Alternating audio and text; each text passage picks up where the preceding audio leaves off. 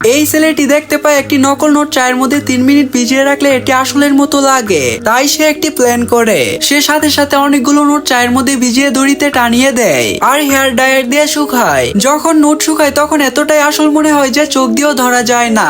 এটা পরীক্ষা করার জন্য সে তার ভাইয়ের সাথে দোকানে যায়। ওইখানে সে নকল নোট দিয়ে জিনিসপত্র কিনে। দোকানদার নোট দেখে বুঝে ফেলে এবং তার হাত ধরে ফেলে, কিন্তু তখনই তার ভাই বাহানা বানিয়ে ওইখান থেকে তাকে নিয়ে পালিয়ে যায়। এবার তারা কোনো রকম বেঁচে যায়, কিন্তু তারা বুঝে যায় নকল নোট বানাতে কিছু ভুল হয়েছে এবং এটা বুঝতে পারে নকল নোটের কাগজ ভালো নয়। তারপর দুজন আসল কাগজ খুঁজতে থাকে। কিছুক্ষণ পরে তারা এক পত্রিকার কাগজ পায় যেটা আসল নোটের মতো ছিল।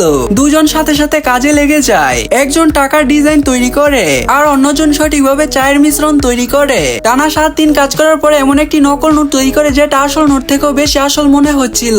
তারা 10 টাকার নোট থেকে হলোগ্রাম নিয়ে 500 টাকার নোটে লাগায়, তাই নকল নোট আরো আসল মনে হয়। এই নোট নকল নোট ধরার মেশিনও চিনতে পারে না। এইভাবে দুই ভাই রাতারাতি কোটিপতি হয়ে যায়। বন্ধুরা, পার্ট 2 দেখার জন্য ভিডিওতে লাইক করে চ্যানেলটি সাবস্ক্রাইব করে দাও।